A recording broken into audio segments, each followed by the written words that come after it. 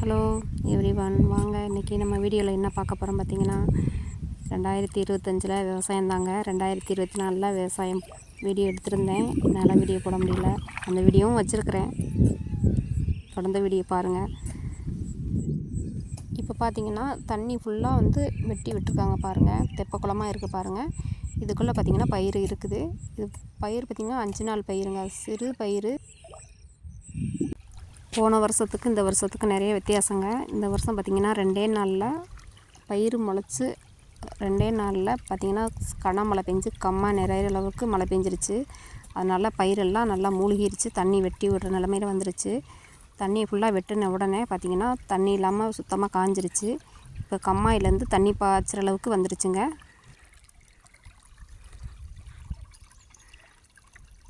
வில்லேஜுக்கு வந்ததே பார்த்திங்கன்னா ஒரு பயிர் பார்த்திங்கன்னா 5 நாள் பயிர் இருக்கிறத நான் வந்ததுங்க. கம்மாயெல்லாம் நிறைஞ்சிருச்சுங்க. அப்போல்லாம் பார்த்திங்கன்னா எல்லோரும் தண்ணியெலாம் வெட்டி விட்டு தெப்பக்குளமாக கடந்ததுங்க. கம்மாயில் இருக்க தண்ணி பார்த்திங்களா, அந்த தண்ணி இந்த மடை வழியாக தான் இந்த பக்கம் வரும். பக்கத்தில் பார்க்கலாம்.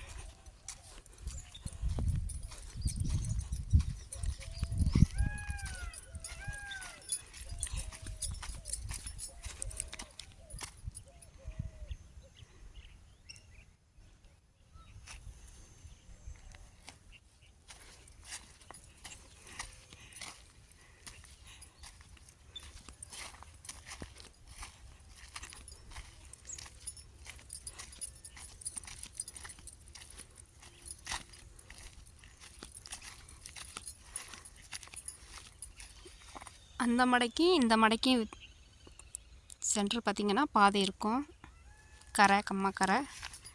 இதில் இருந்து தண்ணி அந்த வருது பார்த்தீங்களா, தூசியெல்லாம் போகிறது மாதிரி தெரியும் பாருங்கள். இது அப்படியே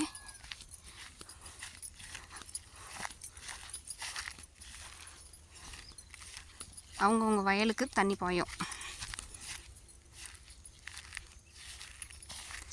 இது நேராக உடச்சி விட்டோம்னா நேராக அடுத்த வயலுக்கு பாஞ்சு போகும். இது இன்னொரு வயலுக்கு போகுது பாருங்கள். மடை தண்ணி பார்த்திங்கன்னா வேறு எந்த பக்கமே போகாமல் நேரடியாக வயலுக்கு போகிறதுனால தண்ணி கொஞ்சம் ஃபாஸ்ட்டாக போயிட்டு இருக்குது. சீக்கிரமாக நிறைஞ்சிருங்க வயல்.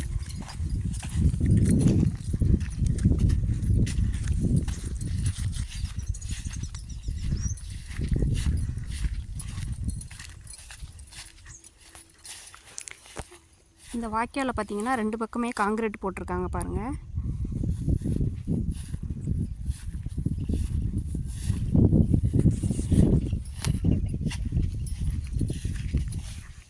தெரியுதா பாருங்கள், கல் இருக்கு பாருங்கள்.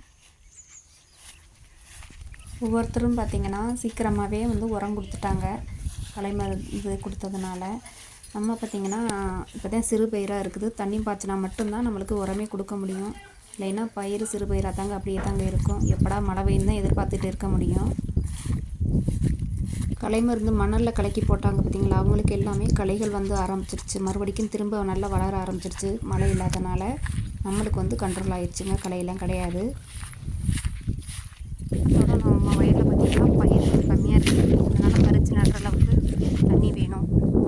அதனால் தண்ணி பாய்ச்சிட்டோம்னா மழை எதிர்பார்த்து இருக்க முடியாது.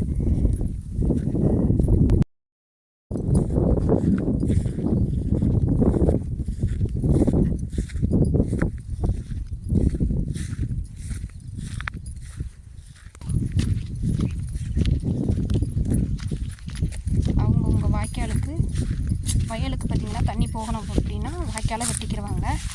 அதனால தான் தண்ணி போகும். என்னென்னு பார்த்திங்கன்னா ஆறுனாருக்கு தண்ணி அதிகம் தேவைப்படாதுன்னு கரெக்டான மழை கொடுத்துக்கிட்டு இருந்தது. அதனால் தண்ணி பாய்ச்சவே இல்லை. இப்போ பார்த்திங்கன்னா தொடர்ந்து மழையே இல்லாமல் இருக்குது. பயிர் முளைச்ச உடனே மழையே இல்லை, கம்மா மட்டும் நிறைஞ்சிருச்சுங்க. இப்போ பாருங்கள் தண்ணி ஃபுல்லாக போய்கிட்டு இருக்குது. எங்கள் வயலுக்கு பக்கத்து வயலுங்க, அவங்களுக்கு தண்ணி பாய்ச்சி முடித்த பிறகு தான் நாங்கள் பாய்ச்சணும். அடுத்தடுத்து தொடர்ந்து பாய்ச்சிக்கிட்டு போவாங்க. எல்லாருமே பார்த்திங்கன்னா களை மருந்து மணல்லே கலக்கி தூவிட்டாங்க. அதனால் அவங்களுக்கு புல்லுலாம் அதிகமாக கிடையாது. என்னோடய வயலில் பார்த்திங்கன்னா நான் அந்த மாதிரி மணல் கலந்து நான் போடலை. அது பார்த்திங்கன்னா 1 சிறு 2 இலையில் புல் இருக்குது. நான் என்ன பண்ணியிருக்கேன், தனியாக வந்து தண்ணியை பாய்ச்சிட்டு அடிக்கணும், இல்லைன்னா வறட்சியிலே நான் அடிச்சிருக்கணும். நான் வந்து என்ன பண்ணிட்டேன் பார்த்திங்கன்னா, வறட்சியிலேயே அடிச்சிட்டேன். அதனால் எனக்கு புல்லுலாம் சுத்தமாக இல்லை, அப்படியே கண்ட்ரோல் ஆயிடுச்சு. நான் மருந்து அடிக்கையில் பார்த்திங்கன்னா லேசான ஈரம் இருந்ததுனால எனக்கு கண்ட்ரோல் ஆயிடுச்சு. இந்த மாதிரி வறட்சியாக இருக்கையில் அடிக்கையில் பார்த்திங்கன்னா பயிருக்கும் சேதமாக இருக்கும். களைகள் செத்துருக்குங்க, ஆனால் பயிருக்கு கொஞ்சம் சேதமாக இருக்கும். நிலம் எந்தளவுக்கு காஞ்சிருக்கு பாருங்கள். நல்லா வந்து விரிவு ஓடி இருக்குது பார்த்திங்களா. இது வந்து ஃபுல்லாக நிறைஞ்சு தான் அடுத்த பக்கம் தண்ணி பாயும். நிறையிறதுக்கே ஒரு நேரம் எடுக்குது பாருங்கள். ஒவ்வொருத்தரோட வயல் பார்த்திங்கன்னா பயிர் காய களைகளும் அதிகமாகுதுங்க. மழை பெஞ்சிருச்சு அப்படின்னா உடனே உரத்தை போட்டோம்னா வந்து பயிர் வந்து எந்திரிச்சு ஓடியாந்துடும், நல்லா வளர்ந்துடும். ஆனால் வந்து களைகளும் கண்ட்ரோல் ஆயிருங்க.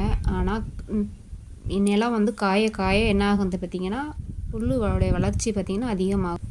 எனக்கு பார்த்திங்கன்னா 1-2 வயல் பார்த்திங்கன்னா களைகள்லாம் சுத்தமாக எந்த வயல்லையுமே கிடையாதுங்க. ஆனால் கொஞ்சம் பொட்டலாக ஆயிடுச்சுங்க. ஏன்னா தண்ணி போய் அந்த இடத்துல நின்று சுத்தமாக பயிர் இல்லாமல் ஆயிடுச்சு. பறித்து நடுற அளவுக்கு வந்துருச்சுங்க. அதனால தான் விதைச்ச உடனே மழை பெஞ்சிருச்சு அப்படின்னா தண்ணியை நம்ம வெட்டி விட்டுறணும். வெட்டி விட்டு மட்டும்தான் நம்மளுக்கு வந்து பயிர் நல்லா வரும். இல்லை தண்ணியில் தேங்கி அப்படியே வந்து அழுகுனது மாதிரி ஆயிரும். இல்லைன்னா சுத்தமாக பயிர் வளர்ந்தே வராதுங்க. நான் வந்து 5 வருஷத்தில் பார்த்திங்கன்னா இது வரைக்கும் நான் வந்து எனக்கு ஈஸியாக தெரிஞ்சதுங்க விவசாயம் பார்க்குறதுக்கே. ஏன்னு பார்த்திங்கன்னா விதைப்பேன், மருந்தடிப்பேன், உரம் போடுவேன். பார்த்திங்கன்னா அடுத்து பார்த்திங்கன்னா தண்ணி கரெக்டாக கட்டி வச்சுட்டு அடுத்து பறிஞ்சிரும். ஊரை பார்த்து நான் பாட்டு வந்துக்கிட்டே இருப்பாங்க. ஆனால் இந்த வருஷம் சரியான வேலையாயிடுச்சுங்க. 5 வருஷத்தில் வாய்க்கால் இது வரைக்கும் வெட்டினது கிடையாது. இந்த வருஷம் தான் வாய்க்காலே வெட்டியிருக்காங்க. ஏன்னா கம்மா தண்ணி பாய்ச்சினாங்க. மழை வந்து வராதனால பயிர் எல்லாம் கருக ஆரம்பிச்சிருச்சு. இப்போ வந்து கம்மாயில் இருக்க தண்ணியை நிலத்துக்கு வயலுக்கு பாய்ச்ச ஆரம்பிச்சிட்டாங்க. அதனால் கொஞ்சம் கஷ்டமாக இருந்ததுங்க. மற்றபடி ஒன்றும் தெரியலை. நைட்டும் பகலும் தண்ணி பாய்ச்சுற மாதிரி ஆகி போயிடுச்சுங்க. அதனால் எனக்கு கொஞ்சம் தனியாக வர்றதுனால நைட்டு மட்டும் நான் வயலுக்கு வெட்டிட்டு வந்துடுவேன். அது ஓரளவுக்கு நிறைஞ்சிருக்குங்க. அடுத்த நாள் வந்து பகலில் வந்து மீதி பாய்ச்சிக்கிருவேங்க. அந்த மாதிரி தான் தண்ணி பாய்ச்ச ஆரம்பித்தேன். ஃபஸ்ட்டு மடை திறந்து பாய்ச்சையில் ஸ்பீடாக தண்ணி வருங்க. அப்புறம் வந்து எல்லா வயலும் பாய்ச்சையில் கொஞ்சம் வாய்க்கால் தண்ணி கொஞ்சம் கம்மியாயிரும். அப்போ தண்ணி வரத்து கொஞ்சம் கம்மியாகிறதுனால நம்ம வயலுக்குமே கொஞ்சம் பாயிறதுக்கு கொஞ்சம் லேட்டாச்சுங்க. இந்த ஃபுல்லாமே பார்த்திங்கன்னா நடுற மாதிரி இருக்குது பாருங்கள். இது எல்லாமே நடணும். பொட்டலாக இருக்குது பாருங்கள். காலையில் சாப்பிட்டுட்டு நம்ம போனோம் அப்படின்னா மத்தியானம் சாப்பாடு கட்டுங்க. நம்ம சாயங்காலம் ஈவினிங் ஒரு 6 மணி போல் தான் வர்ற மாதிரி இருக்கும். ஒரு வேளை சாப்பாடு கட்டாயிருங்க. ஏன்னா அந்தளவுக்கு வயல் தூரமாக இருக்கிறதுனால கொஞ்சம் லேட் ஆகுங்க. நான் டவுன்லேருந்து வரையில் பார்த்திங்கன்னா கொஞ்சம் கஷ்டப்படுவேன். ஒரு 10 நாள் ஆகுங்க. நான் வில்லேஜ்லேருந்து கொஞ்சம் இருந்து பழகிறதுக்கு, வயலில் நடக்கிறது கூட கொஞ்சம் நான் பழகணும். அப்புறம் தாங்க எனக்கு செட் ஆகும் கரெக்டாக. வெயில் தாக்கம் எல்லாமே எனக்கு ஏற்றுக்கிறேனுங்க. இல்லைன்னா ரொம்ப கஷ்டப்படுவேன். விவசாயம்னால கண்டிப்பாக எனக்கு ரொம்ப பிடிச்சதுனால எல்லாத்தையும் பொறுத்துக்கிறேங்க.